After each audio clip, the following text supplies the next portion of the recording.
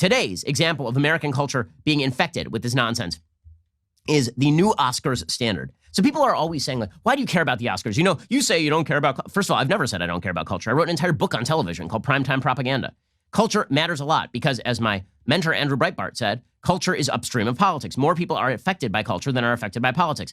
By the way, this is the reason why people on the left get super pissed whenever I mention culture. If I make fun of Cardi B and suggest that a song in which a woman proclaims that being a whore is empowering is actually not good for women, and when I mock the lyrics for being trite, ridiculous, and physically repulsive, I mean, which they are, okay, that in no way is that song sexy. When you mention the fact that that idiotic song has 5 different people writing it, and that they have come up with the least, I'd say the least inspiring vision of femininity maybe ever created in pop culture, when you say that, then people on the left get mad. Why are you so mad about culture, bro? Why are you so mad? Okay, culture matters because people imbibe it by literally the hundreds of millions.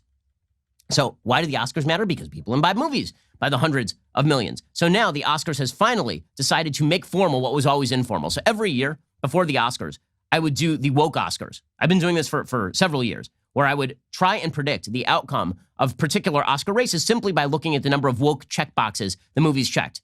And so Moonlight obviously was going to check a lot of woke boxes. It was both gay and black. The Shape of Water checked a bunch of woke boxes. It had a gay character. It had a black character. It had a woman having sex with a fish. So obviously all of the woke boxes were checked. And we've been able to do this for quite a long time at the Oscars. Well, now the Oscars is making it formal. And this is incredible. Okay, so the Oscars has now decided that they are going to have formal standards for eligibility for Best Picture.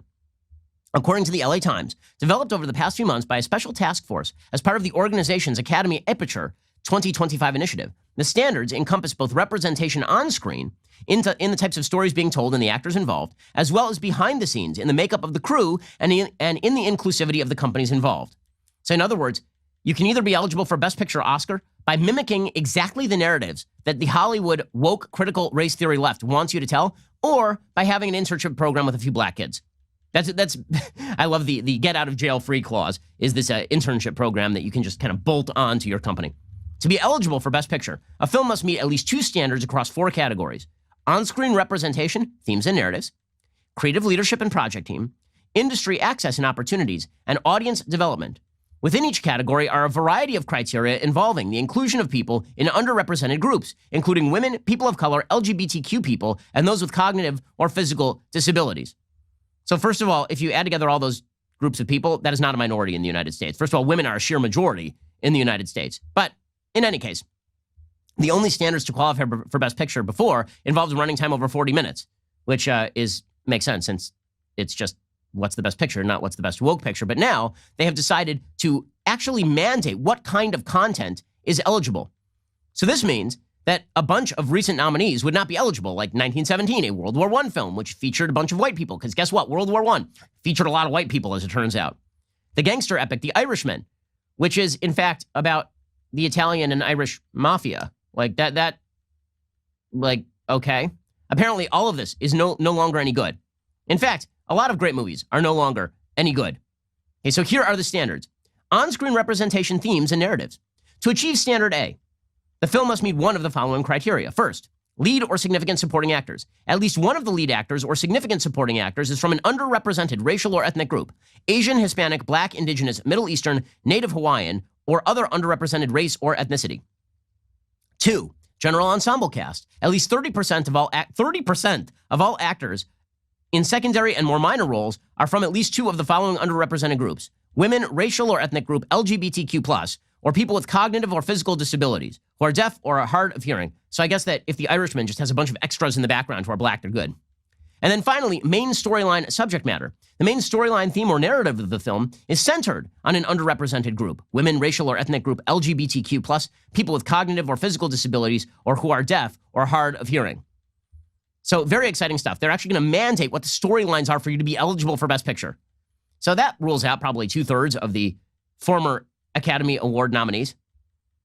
Okay, other ways that you can achieve eligibility.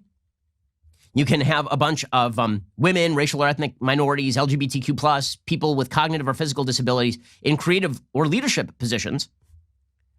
Or you can have people in other key roles who are of this, or 30% of the film crew should be from underrepresented groups. Also, you could have paid apprenticeship and internship opportunities and training opportunities and skills development. There's the internship program that allows you to get out of jail free. You can still make the Irishman so long as you have an internship program that features underrepresented groups. And finally, you have to have representation in marketing, publicity, and distribution. Okay, so we're now just doing socialist propaganda is what we're doing here. We're now just doing SJW propaganda. Why? Because again, Hollywood is about relationships of power. It's about power dynamics. It's all critical race theory. And the only way to overthrow that is by mandating from the top down exactly what kind of stories can be told and how people are represented in those stories. Every area of culture will be overtaken by the SJW woke culture. Facts don't care about your feelings, and it's a fact that The Ben Shapiro Show is the largest conservative podcast in the nation. Be sure to hit the subscribe button to stay up to date on all of our content.